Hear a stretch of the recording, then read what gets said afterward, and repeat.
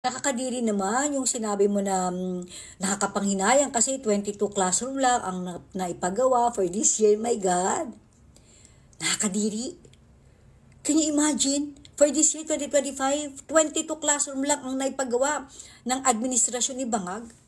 Oh well, ano naman, hindi naman nalalayo, no? Kasi, kay PRRD naman, ang napagawa niya during his time, yearly is 23.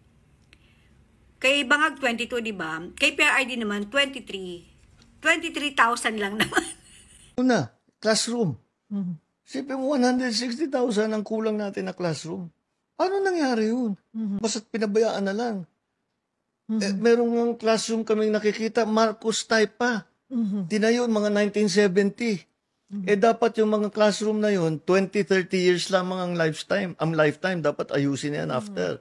Pero hanggang ngayon, ginagamit pa. Pinabayaan talaga ang education. That's what happened.